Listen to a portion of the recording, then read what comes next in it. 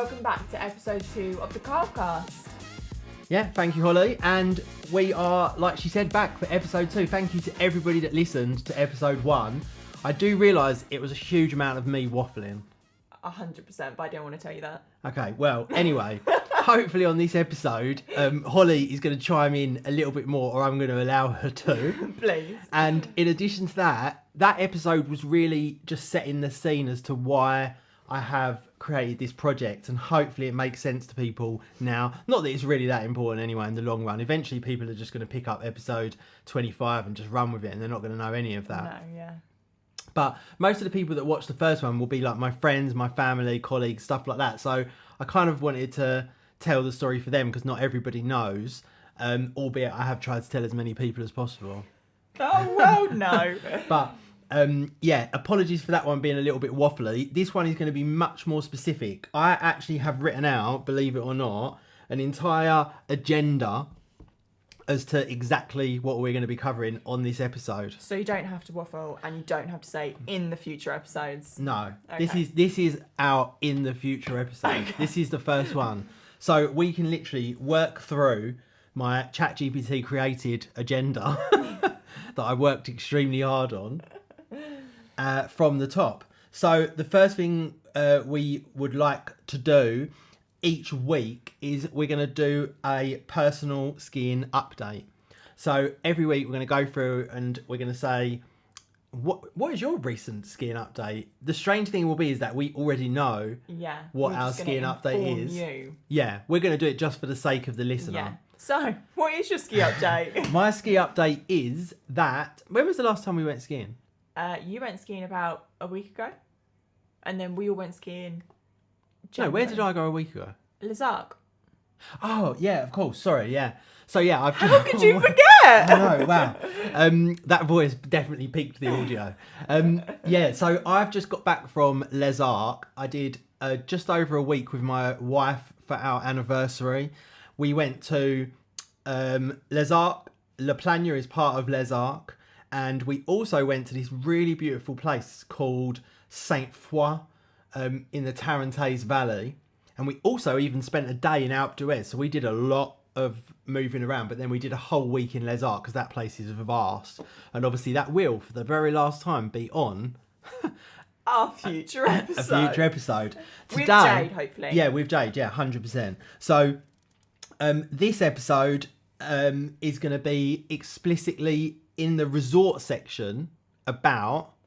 Grindelwald. Yeah, Grindelwald, and we will tell you why we say it like that moving forward when we talk about the actual Grindelwald resort itself. So in here we've got, as an agenda, which will happen every week, we're going to do gear talk, which actually we're going to leave till the end.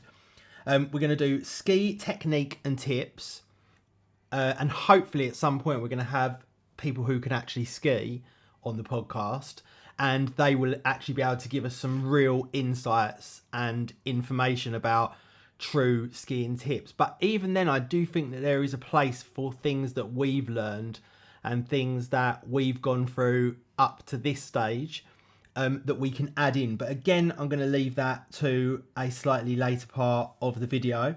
Industry news and trends, which we are going to source solely from TikTok. 100%. And then this is the bit I want to get to, which we're going to do now, which is our destination spotlight. And that is what we're going to talk about. We're going to talk about the resort. And I've got a whole bunch of things that I want to talk about as part of the resort information to give you guys loads of information. We're going to do a different resort every single week. Love that. And when we run out of resorts, we'll get someone on to talk about a resort that we haven't been to. Yeah, that could shed some information on it. Yeah. And then we've got Q&A. So if anyone's got any questions or anything like that, please leave them in the comments or contact us on social media. I suppose we should start a media page, I suppose. I don't really want to do that though, not another one.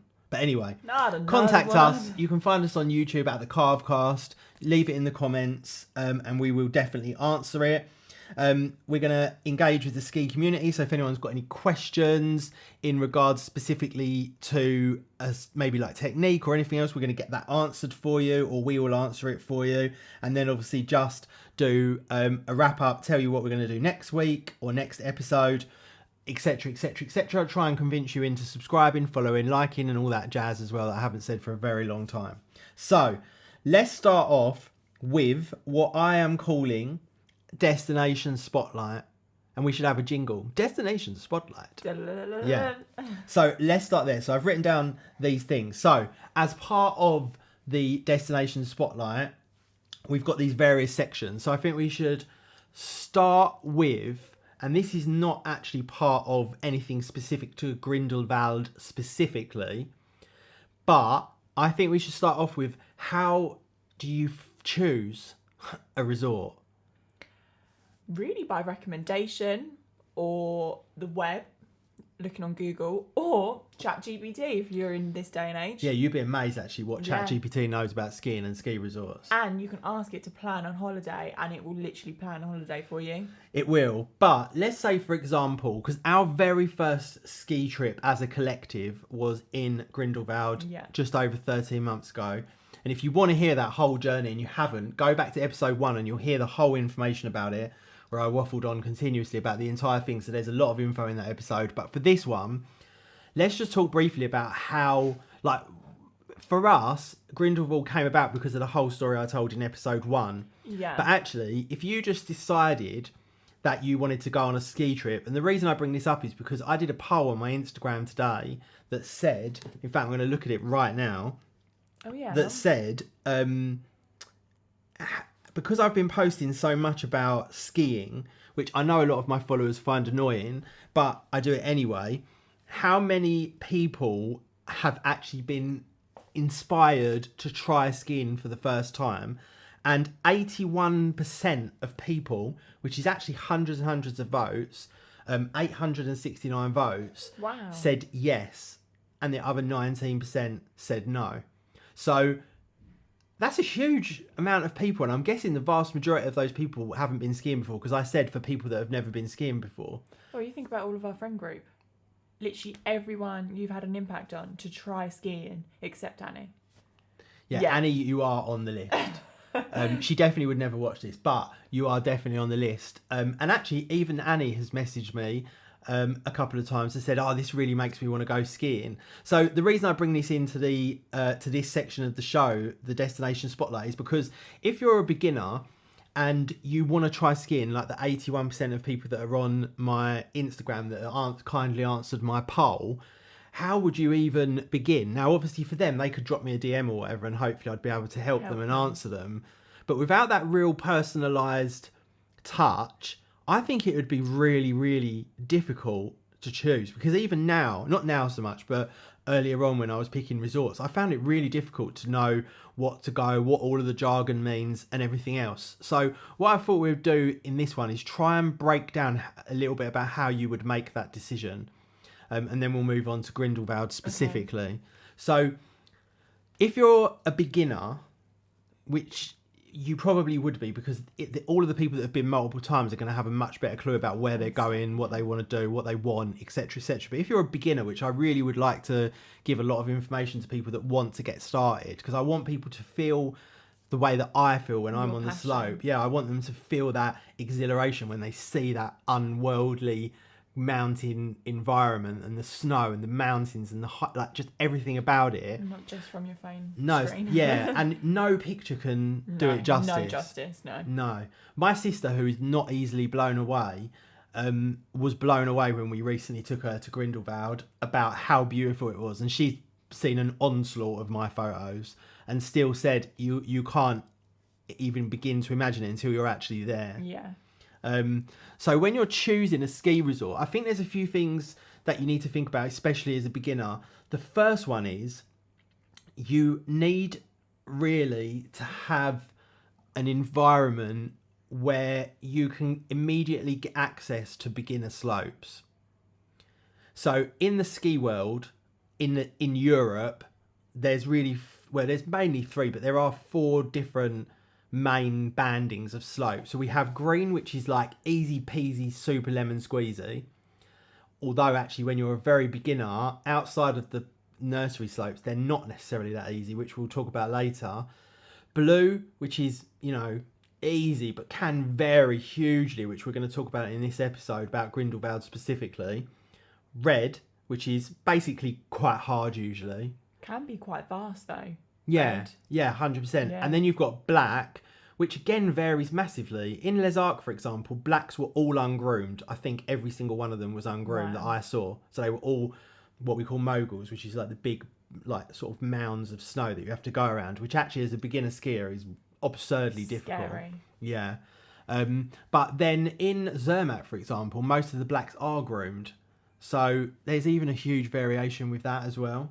So choosing a resort, like I said, the first thing really you want to know is when you pick a resort, you want to be able to either from your resort get outside the resort and just ski straight onto a beginner slope, or be able to immediately get to a gondola that's going to get you to those beginner slopes. Easy access. Yeah. Now, there's a kind of variation between beginner slopes as well, even if they're labelled as green or blue. For example, there are greens and blue slopes that are literally what we call like a magic carpet, which is like the little travelator things that you get in the airport, but they're going slightly uphill. And then you have this tiny little 100, 200 metre, 300 metre slope.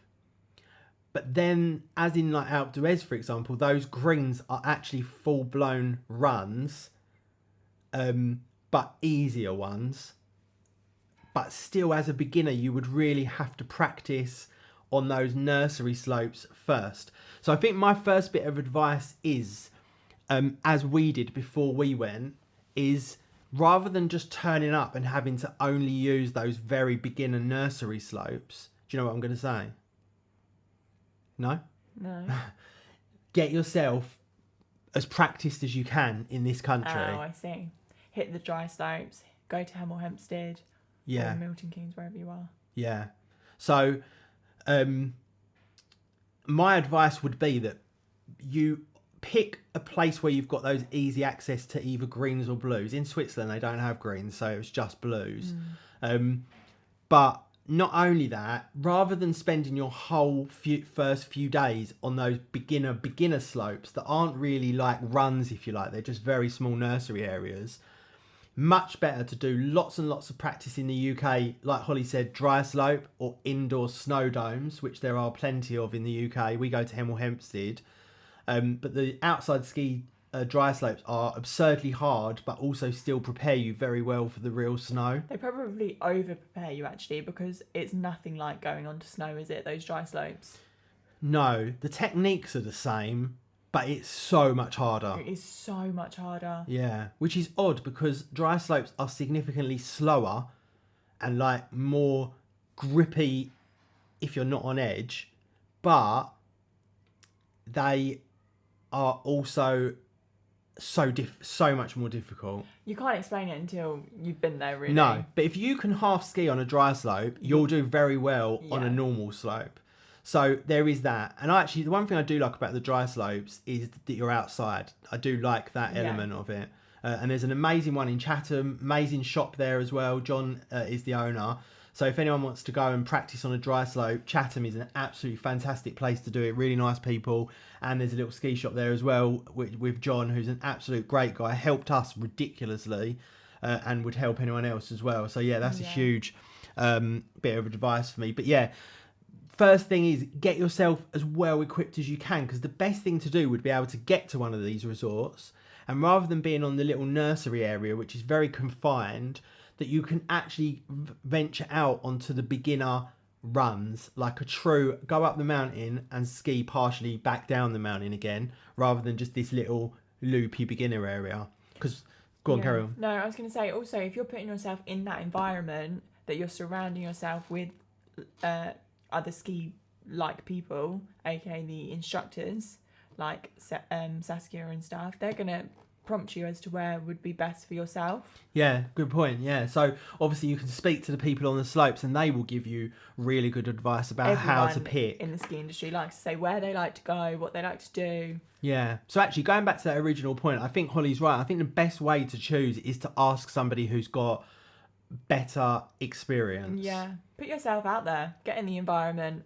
Yeah, I must say, and we'll do this on the Alpe d'Huez episode, anyone who's looking to start for the very first time, Alpe d'Huez is the absolute pinnacle of an area for beginners. I thought you guys didn't like it. When we went the first time, we were so beginnerish that we found it absurdly difficult. But now we've been back since, we realised how easy it is. Oh, I see. Yeah, but even outside of that, what we didn't do when we went to Alpe d'Huez was we didn't use the nursery areas, and there are vast amounts of nursery areas, not just one. There's lots. Okay. Yeah, which I didn't notice at the time because we never used them. We went straight onto the main runs. Yeah. But we'll do that in the Alpe d'Huez episode. So that's just a little bit of info about how to pick somewhere. Talk to somebody that knows better is definitely my best advice, because there is so much to it. And I think if you just start going out, watching videos, reading information, even talking to ChatGPT, I think you'll just get lost in a minefield, because it is just so confusing as to how you would go about picking. Some of the most important factors if you're a beginner is just to pick somewhere that's got that easy access though to the beginner slopes, and if you are not going to train before you go away, that they've got good nursery slopes and good training academies as well that are available. Yeah. So on to Grindelwald specifically. We got sort of thrusted into Grindelwald again due to the story that I told yesterday on episode 1, but let's talk about once you're actually there. So Grindelwald specifically is in Switzerland. It is overwhelmingly beautiful. Tell us about the high street, pros and cons. Compared to any other town, the high street wasn't as spectacular as like Zermatt, for example. Yeah, but nowhere is as spectacular as Zermatt. No. Having recently been to Les Arcs, I choose Grindelwald High Street over any of the Les Arcs, any of the La Planet, 100%. Yeah. Grindelwald is just like a homely sort of vibe when you're walking through the high street. It's very like normal shops, normal ski shops as well. Lots of antique shops. Antiques? Not antiques, sorry. I don't remember seeing any antiques. No, when you get like fridge magnets and stuff. Yeah, oh, sorry. Like local, like tourist shops that sell that kind of stuff. Yeah. Grindelwald t-shirts and mugs and all that sort of thing. Yeah, stuff like that. Yeah, they have got a lot of good ski shops there though. Several. They've got some high-end ski shops. They've got some more budget-based ski shops. Yeah. Lots of rental places. Loads of beautiful hotels. Lots of nice restaurants. Oh, amazing restaurants. Yeah, and it looks stunning. It is beautiful, surrounded by mountains on both. Are literally unreal. Yeah. Probably, in my opinion, in terms of a view of the mountains from a resort, it's the prettiest place I've been to. Because with Zermatt, the buildings are a bit built up, so you don't see the mountains aren't as imposing. When you're on Grindelwald High Street, they're literally right on top of you, and they look like HDR or some kind of 3D trickery. Grindelwald, lovely high street, but not the most expansive one in the world. But as you go around more ski resorts, you realise that none of them really are. Zermatt is quite an exception to that. And even when you go to places like Courchevel and Méribel, they're not much to them really. Courchevel is, a bit different. Is kind of shiny because it's got all the expensive shops. But in reality, it's still only a tiny little area. When you think about Grindelwald High Street, it's quite a long high street. Oh yeah, you could walk around there for a few hours for sure. Yeah, definitely. So I think Grindelwald High Street is great. Great hotels, anything from, the more budget end for Switzerland, by the way, which means expensive, right up to ridiculously expensive. And also lovely restaurants, really nice restaurants, and a good choice of restaurants as well. And bars. Yes, and bars. Not much après. There's no clubs and stuff. It's very just go to a bar for a few hours after skiing. I mean, you say that, but you go there on New Year's Eve and it is like party central. Yeah, it was. But New Year's Eve is only one day a year. In reality, people hang out for a few hours after skiing and then it's done. Everyone's so tired after skiing. True. Also, lots of buses. Buses are constant. Loads of buses. Very easy to understand. Amazing train system, which we're going to get onto when we come to travel, but all of that area is all included in your ski pass. In fact, the buses are free for everybody. They don't even ask for your ski pass. Amazing travel infrastructure because it's Switzerland. They and are Switzerland so good. destroys travel infrastructure. It's so good. So clean. So good. Clean, immaculate, on time. Everything about it is incredible. So yeah, Grindelwald as a resort in terms of the actual village, town, whatever you want to call it, to me is very, very, very good. If we had to rate it, what would you rate it out of 10? Well, if I'm giving Zermatt like a 10. 9, I don't think anything's a 10. I'm giving Zermatt like a 9. I'm giving Grindelwald like a 7.5, 8. Okay, yeah. Yeah. I think he's a lot better than we give it credit for. So yeah, lovely place to go. Can't recommend it highly enough. Now, on to the actual skiing, the most important bit. Grindelwald is made up really of 3 areas. You've got First, yes. Wengen, And what was the one at the top? Muren.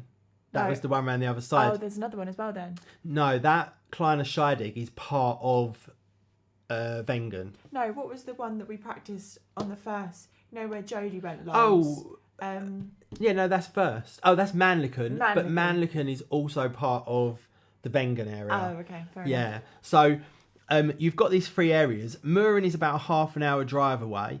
And we went there for our last day. This is all included in the Jungfrau ticket. Yeah. So, which is your ski pass that covers actually all of these areas, which is about 65 to 70 pounds a day, I would say, roughly.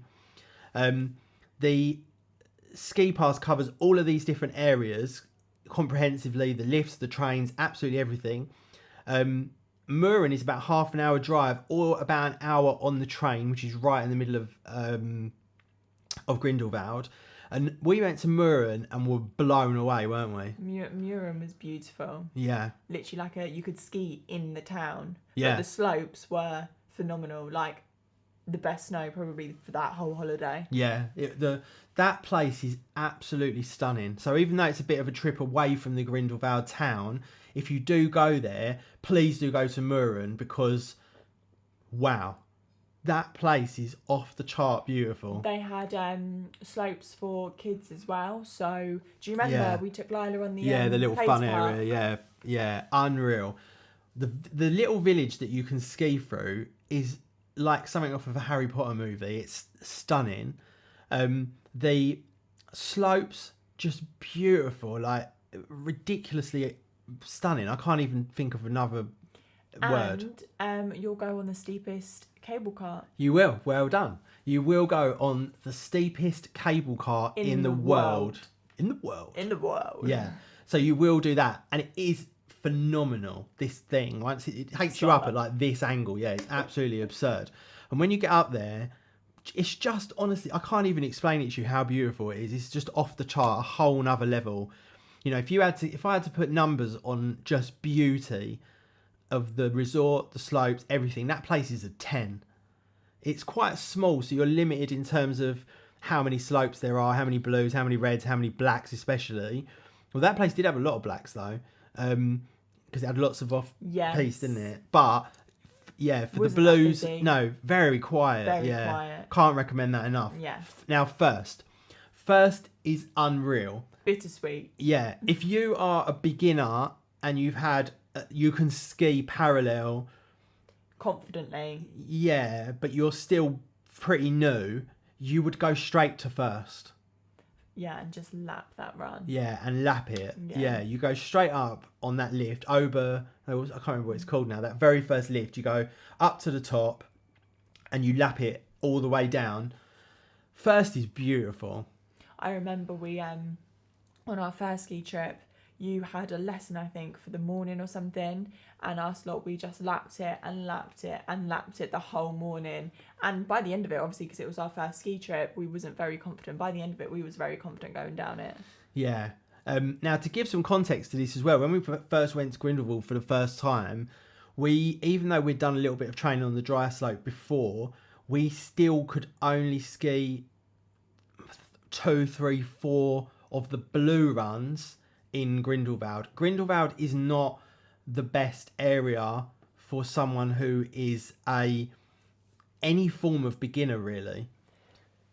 You've got Bodmy, which is very good for people that are right at the very beginning, that have maybe never skied or have only tried it once or twice. But that's so low down. You're not really in the mountains. You're not getting the full experience. It would be a bit of a waste of money to go there just for that. For that, yeah. Yeah. Whereas if you are, you know, a sort of mid beginner, if you like, and you're someone who's done quite a few lessons here, or maybe been on a ski trip before for a few days once or something like that, the area of first would be unreal. The only thing you've got to think of is the cliff edges. Yeah, there are some slopes that are quite narrow with some cliff edges, but you just obviously stay to the other side if you're not confident, or go slow, or whatever it might be, snowplow, whatever the case may be. But if you can competently ski blues, That's the one for you. has got lots of unreal blues. You've also got sorry to interrupt. You've also got the skyline. Yeah, Zip so wire. Yeah, so loads of other things to do in first. Yeah, go on, tell them about some of the things. You can go up in like shoes, obviously not just your ski boots. There's a massive restaurant at the top that's beautiful. We've had lunch there before, haven't we? Yeah, I think that's the highest something station in Europe. I can't remember what it is, but yeah, at the very top of the mountain. And then you've got not a tightrope rope, but what is it called when you go around the mountain? Yeah, it's like a metal walkway. Yeah. And you walk like round the mountains, and you go out over the thing, and it's got like a peak, and you can look down, and you're sort of floating. Everyone takes like photos because you can get like a really nice photo of the mountains. A sit down zip line and a fly zip line where you're like on your front. Do that again. Yeah, it's got lots of other things. Loads of people go to Grindelwald and do sledging, yeah, which is kind of annoying for us skiers, but it is, you know, some people do complain about that because there's some slopes that they share which people really don't like. It didn't really bother us that much, but it can be a little bit. They could be out of control. A little bit, especially kids. Yeah, but you know, you can go to all of these ski resorts and not ski. My parents have been to Zermatt with us, they've been to Grindelwald twice with us and never skied. They just do the pedestrian pass and go around the whole mountains and love every minute of it. Put little spikes on their shoes. Yeah, they love it, absolutely love it. It's because it is just the most stunning thing. And I will say at this point, if you've never been to the mountains and you have no intention of skiing, or you just want to have a look, go for a holiday there in the winter. You will not be disappointed. These places are unexplainably beautiful. I can't even put it into words. You know, in my life I've been to ridiculous amounts of places: Maldives, Mauritius, America, like everywhere you can imagine. Nothing is as beautiful as the mountains, not even to me, not even close to me. So I highly recommend it. So Grindelwald, not really the best place for beginners, but a very good place for like a mid-beginner for sure. If you're an intermediate or anything up from that, you'll love it. But probably not the best place for like really advanced skiers either, because there's very few like blacks, very few ungroomed terrain. I'm sure there's plenty of off-piste. We're not off-piste skiers, so we don't know much about it. No, we don't. But I'm sure there is lots of off-piste. You can also do paragliding. Oh, yes. Our friend Maya does that. Yeah, so lots to do. Now, in terms of travel, all of the ski resorts, you can really get there, you know, 3 or 4 different ways. So the first way is which way we've been vast majority of the times, which is the Eurotunnel. Eurotunnel. So tell the listeners about how that journey works. So you have to arrive an hour before your train. I always say don't I? No, you can. So yeah, you get there an hour before your train. You get on the Eurotunnel. So you drive your car to the Eurotunnel, put your car on the tunnel, and then you drive to obviously the Alps, and then away you go. So the journey from Calais to the Alps is roughly anything between sort of 8 and 9 and 10 hours, depending on which resort you're going to. Grindelwald is actually quite a close one, so it's probably about 9 hours from Calais drive. But you do have to remember that you're going to go through tolls. So you've got the Eurotunnel itself, which is usually anything from £200 to £300 return. You've got petrol, you're going to do at least probably 2 tanks each way. And then on top of that, you've got your tolls, which are generally anything from £50 to £80 each way. So quite a lot of money there as well. But the good thing about it is you can take all your gear, all your luggage. You don't have to worry about any of that stuff. Take whatever you want. Take whatever you want, obviously, if you've got the space to put it in. Yeah. And if there's a big group of you, if you split those costs between 4 or 5 of you, actually it's very, very cheap. But then you've also got flying. Yeah, and then you've got train. flying. Yeah, so tell them about your trip to Zermatt using other types of transport. So we met Adam out there and we flew all of us, other lot. We, obviously 2 hours before, you have to be there for your flight. You fly, I think the flight's what, an hour and a half? Yeah, 2 roughly. hours? No, not even that, no. Hour and a No. half max, yeah. And you go through, if you're obviously on the window seat, you see the most amazing view of the Alps. It's amazing. You touch down in your Geneva. Yeah, is it everywhere for Geneva? No, I mean, some resorts there are other options, but for the most part, Geneva is the best one. And it's super quick getting from the plane to the train. It's literally right on site, isn't it? Yeah, so that's a key part of Geneva, is that the train line is in the airport. You don't have to then go to the airport and then get a transfer to the train station like you do at a lot of places. No, it's literally right there. And the train to Zermatt was 4 hours? 4 hours, yeah. 4 hours, yeah. Yeah, and that train to Zermatt is a seriously beautiful train. You go right through Lake Geneva, right through all the towns on Lake Geneva, and then you've got that last bit through the mountains, especially if it's snowy. It's From beautiful. Tash. Yeah, beautiful. From Tash to Zermatt is probably one of the most... We'll talk about that in the Zermatt episode, but Grindelwald is about 3 hours on the train from Geneva, and you can go straight into Grindelwald. Because remember, you know that the main train station in Grindelwald, you can go straight into it, and you're right there on the high street. So Grindelwald, very good for travelling by a train and 3 hours, plane. you said. About 3 hours, yeah. And you don't have to change. Yeah, you would have to change, yeah. Oh, okay. Yeah. So Grindelwald, very easy place to get to. It's quite close in the car in terms of resorts in the Alps. Very easy to get to from a plane perspective because you go plane, then train, and it's pretty straightforward. However, the only downside is that you can't take what you want. You kind of have to live it yourself. Obviously, with a plane, you're only allowed 20, 30 kilos of luggage or whatever. So and you can't have all your 10 outfits. No. And we're going to talk in another episode about luggage, all the different options, about how to pack your luggage, what to take, what not to take. You know, we've got quite a lot of experience now about what we don't wear, what we do wear, all of those different things. So I think we do maybe we do like a special episode just on luggage. Yeah. I think that would be quite good for people to know. And then Grindelwald has got good ski schools. I tend to find personally the Swiss ski schools are better than the French ski schools, and the Swiss instructors are more explicit about their particular system that they use, the Swiss system, which is a good one to be taught. They have extremely high standards, the Swiss, in everything. Everything in Switzerland is immaculate. The tunnels are clean, the toilets are clean, everything is immaculate. When you go to the French areas, even the posh ones like Courchevel, they are not like the Swiss resorts. They're not, are they? No, they're not on the same level of cleanliness, classiness, expensiveness. I know that's not a word, but yeah, Switzerland is next level in my opinion when it comes to just pure incredibleness. Yeah, everything about it, the transport, the food, the quality of everything, and the instructors again are incredible in Switzerland, so I wouldn't have any issue with booking instructors there. Again, it's good if you could ask for advice and try and find someone that's maybe been recommended, but it also depends, do you want a guide or do you want someone who's going to help you ski? Yeah. And one of the best things to do, especially if you're someone new to skiing, is when you go to a resort for the first time, especially if it's your first ever time anywhere and you can't just ski the whole mountain, is to get an instructor who will guide you for at least the first morning or the first day 100%. and show you all the best places to go that are going to suit your skiing ability.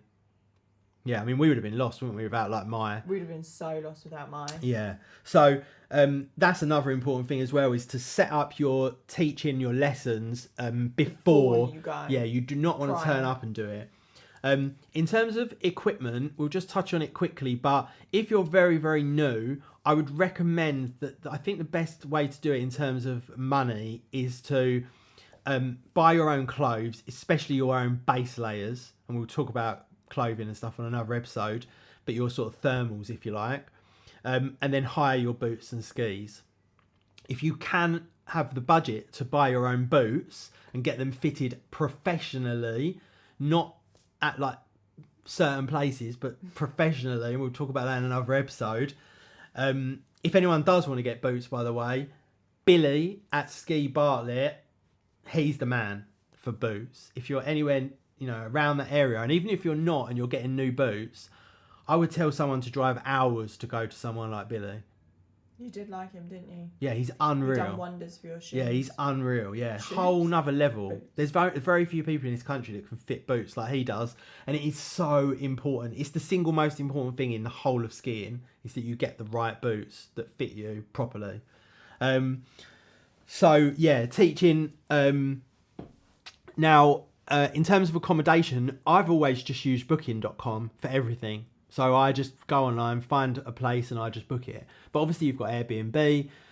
One thing I have never done that I should have done is use one of the package holidays, because since I've been looking, when you look at like Sunweb and various other places, a lot of the time they can do the whole trip cheaper than if you did it separately. Did it on your own. So don't discount those full-blown package holidays, because a lot of them actually, like Sunweb, they include the ski ticket, and the ski pass can be quite a significant percentage of the cost of the overall holiday. Even a cheap resort on the Alps is going to cost you £250 probably, or euros for the week for 6 days skiing. For your ticket. Yeah, up to 400 to 500 euros, or even more sometimes for places like Grindelwald and Zermatt and Verbier especially. So yeah, that is a big part. So if you can get that as part of your costing built in, actually that is quite a good winning. Yeah, quite a good way to do it. The snow quality, if you're a beginner, like we never had a clue about snow quality, we just skied it. But this time when we went back, there was a huge difference between those different areas. Yeah. And from the last year. Do you remember the last year and we went down that and it was just ice? Yeah. This time, first was unreal. Beautiful. Yeah, absolutely perfect. And a lot of it depends whether it's south facing, north facing, wind, all of this other thing. But there is good snow and bad snow. There is ice. There is hard pack. There are all these things. And an instructor, again, will help you massively take you to the place where the good snow is, because good snow is significantly easier to ski than bad snow. Yes. Wengen had good snow this year. Not bad, but it was quite hard pack in Wengen compared to First.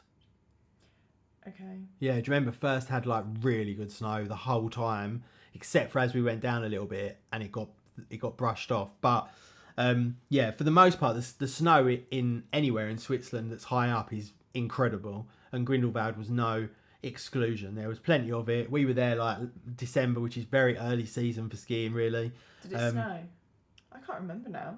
No, I think we had bluebirds every day. Brilliant. Yeah, I think we were very lucky. It snowed before we got there, and then we had a week of snowbirds. Yeah, bluebirds, sorry.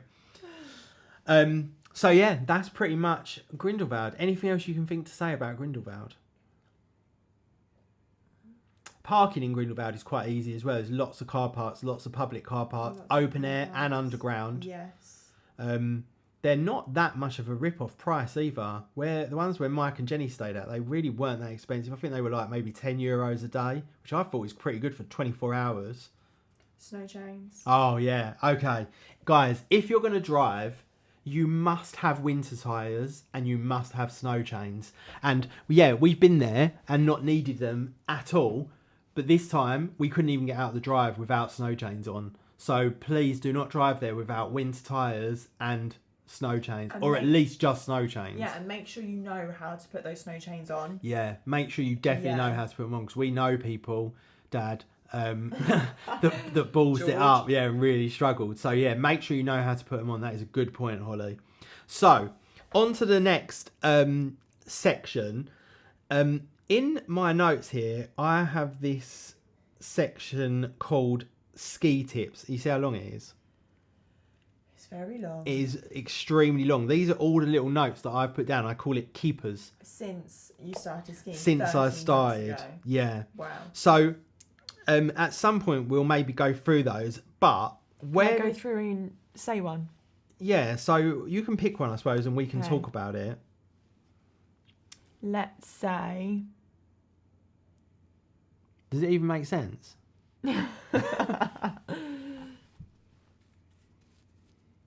hug inside knee. That's probably a bit too much of an advanced one, but I'll tell you what we will do. So on our last trip actually to Zermatt, it was, Holly's skiing went from one level to another level. Undoubtedly, that was one of the biggest jumps I think I've seen you make. Zermatt. Yeah. Yeah. Talk a little bit about what you thought about to make that happen. Obviously, I'm shouting at you to do things, but what, in your mind, not anything I've said to you, but in your mind, or any other instructor, like just how you think about it, how do you think you went from that sort of high beginner? I feel like you really pushed into like a half decent intermediate point at that, with that. What sort of things were you thinking about during that point? Gosh, it's been so long since I've skied. I can't remember if I know how to ski again. It's been a month. It's a long time for me. Looking down the hill. Okay. Looking straight down the hill, even like making sure my body was doing what it was doing, but my head was looking down the hill, and instead of looking at the way my body was going, like into the turns, if you know what I mean. Yeah. So basically what Holly's saying there is when you go down a slope, you sort of make these like S shapes. And, you know, when you first start out, especially, you kind of go edge to edge of the slope. And what you tend to do is, if whatever direction you're going, you tend to look in. Now, what is really important, and we can have a debate later on about the direction of the body. That's a whole nother conversation that's actually very confusing, that I've now kind of worked out to a much better detail. But what Holly's talking about is even when you're going across the slope, like perpendicular, if the slope's going this way and you're going across it, you want to at least be looking down the slope to a certain degree, preferably to your next... into your next turn. Yeah. Do you know why that is? I want to say that it's because your legs then follow where you look. Yeah, no, you're right. Yeah, so where you're looking, you tend to follow with your body. Legs, your yeah. hips, yeah. Yeah. And that was my second point, coming on to going into the turn.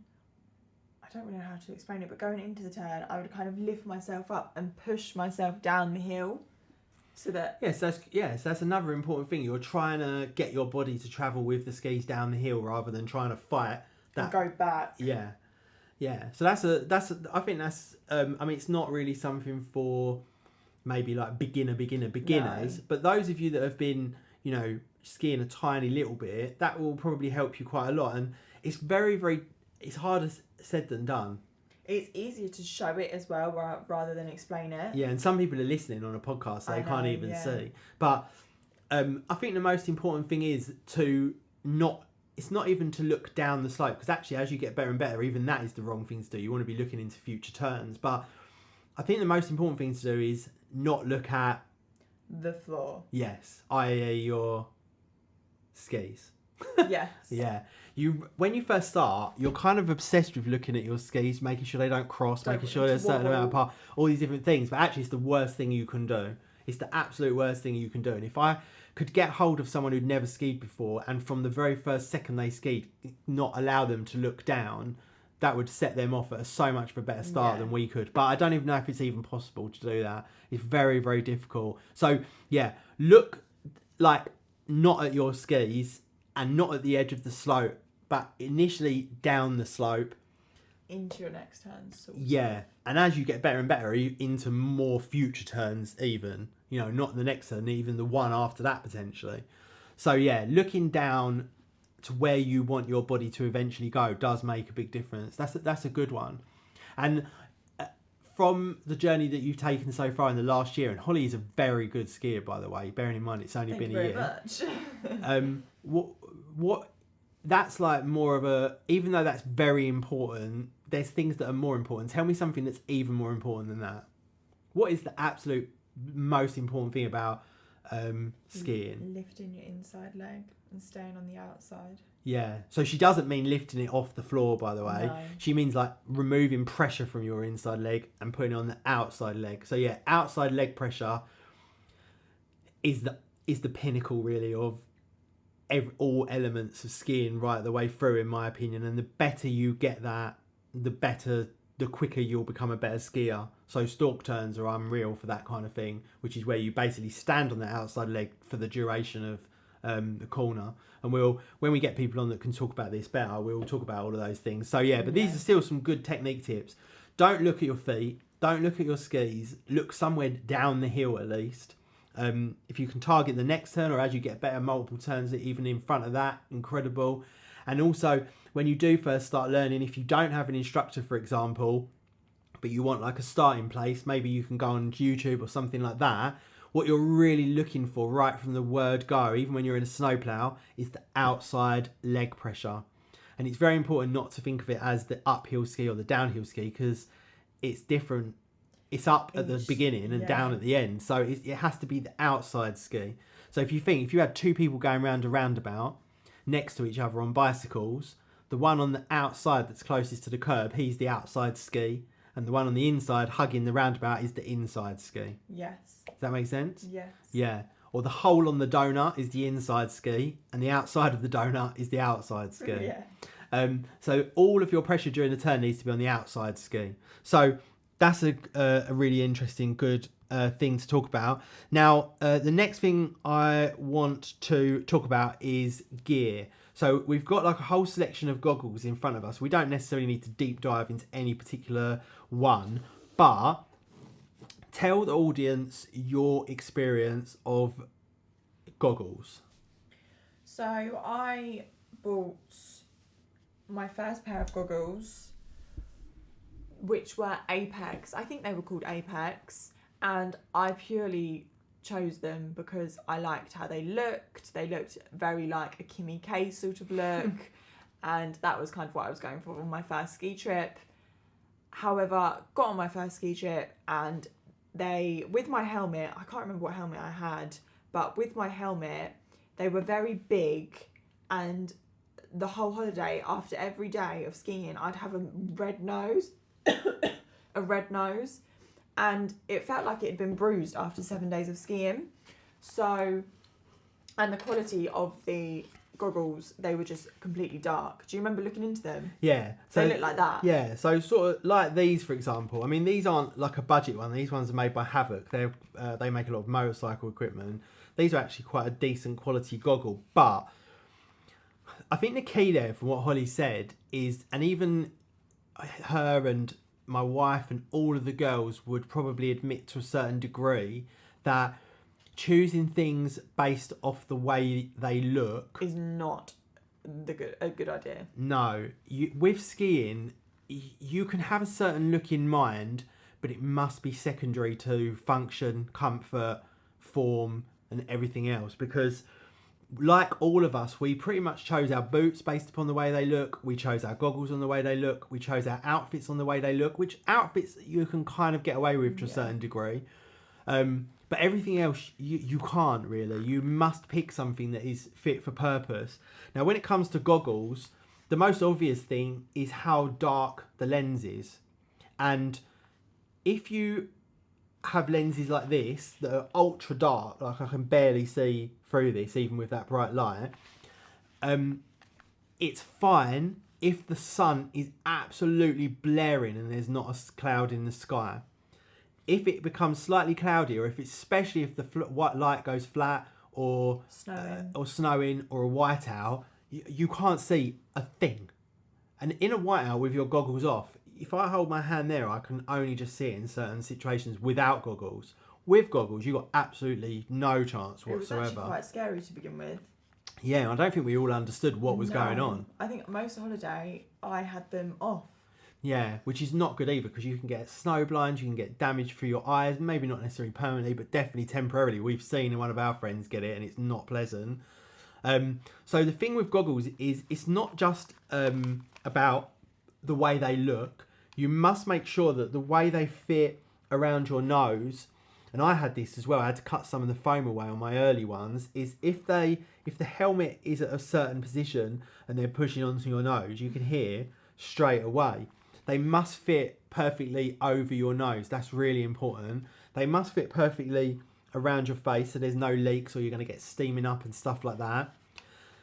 What you can get with goggles, these ones, these ones do. So with goggles, you can buy ones where you can take the lens off and you can have two different lenses. You can have one for a bright day, One, if it's gloomy, and obviously the gloomy day ones, you can see they're much more transparent, and the sunny day ones are much darker. And I would highly recommend that you get ones with replaceable lenses. If you can't get replaceable lenses, this one might be easier to open. If you can't get replaceable lenses, you definitely want to get something called photochromic, which is where the lens actually adapts to the light and bright and darkness, although it doesn't work as effectively as maybe they make out, because I've tried it multiple times.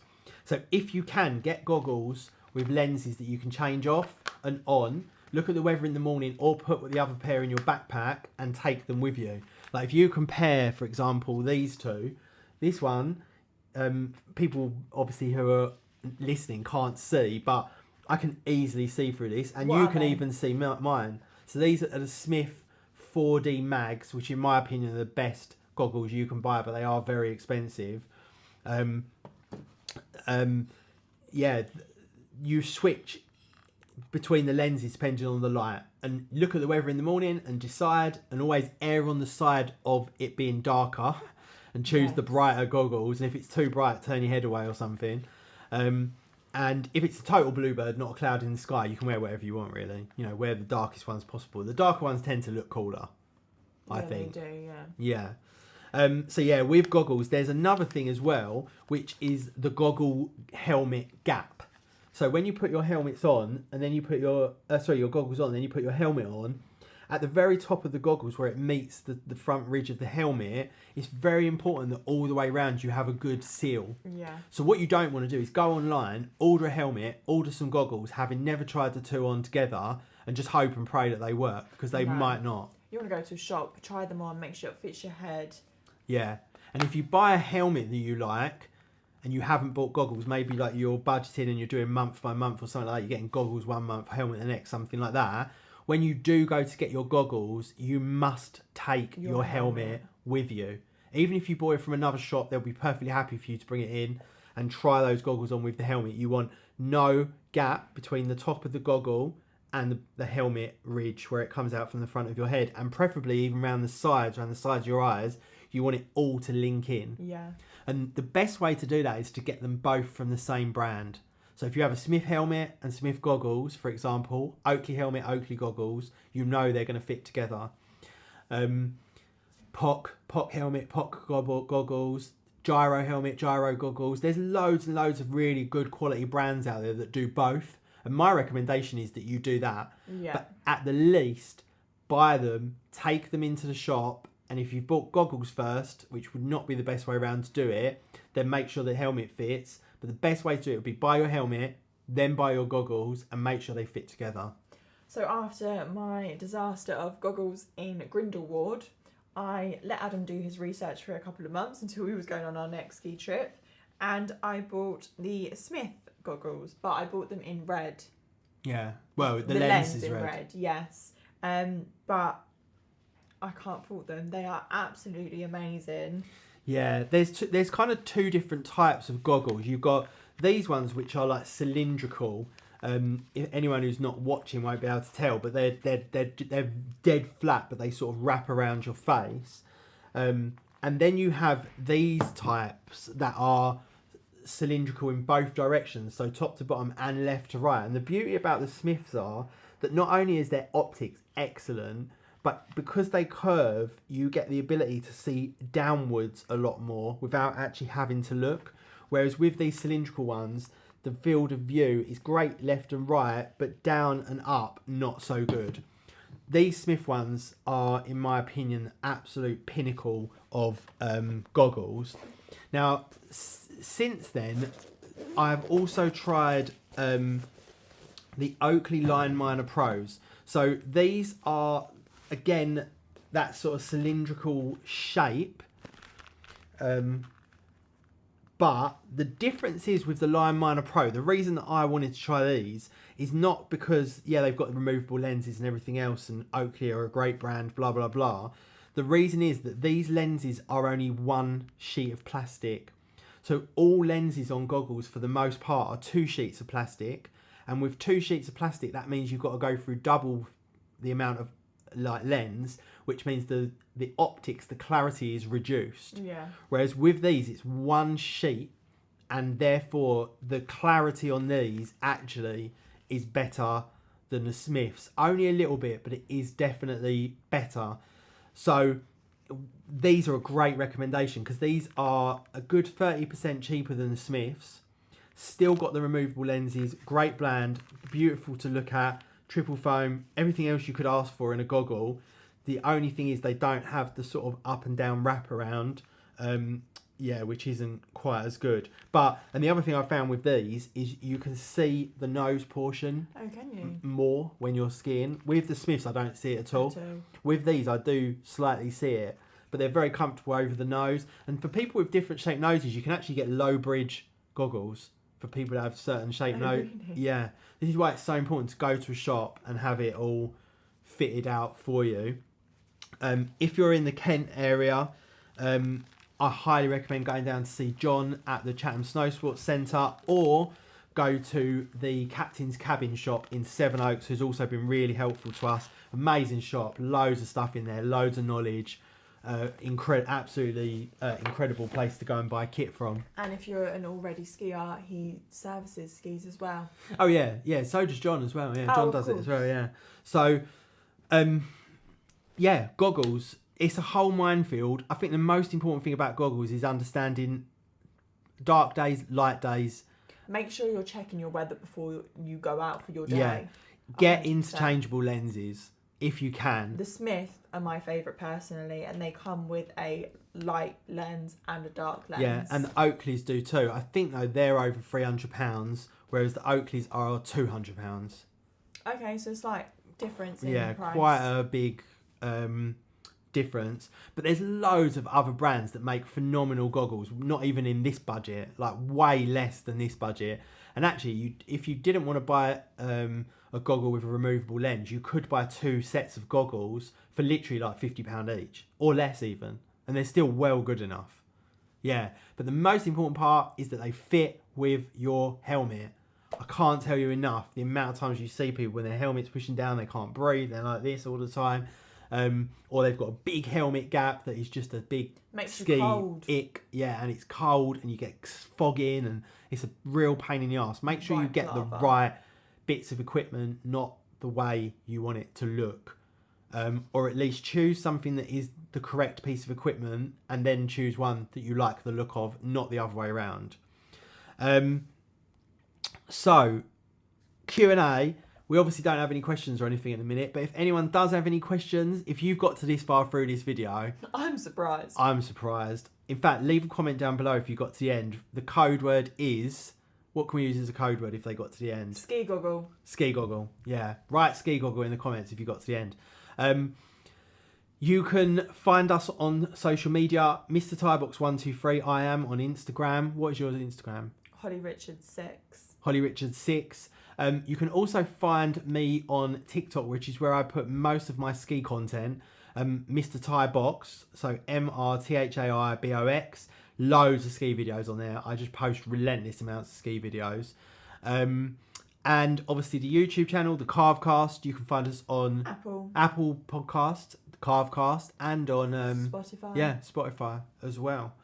So yeah, no excuses to not find us. If you have any questions at all, YouTube comments will definitely be the best place to do it. Eventually I'll set up an email or something, where you can email in, but at the moment we don't have it. Hopefully we will be back for a future episode relatively soon, but thank you so much again, especially all of our friends, family, it means colleagues. A lot to us. Yeah, the fact that you're supporting us, me specifically, I'm hugely grateful for, because I'm not doing this to make money. I'm not doing this to be big in the future. I'm just doing this as a pure passion project. Yeah, it literally is. Yeah, I just want to talk about skiing and help other people get into skiing. As if you don't go skiing enough. Why don't you talk about it as well? Because it's just the best thing in the world. No, I know. But that's it from me. That's it from me. We'll see you next time. Bye.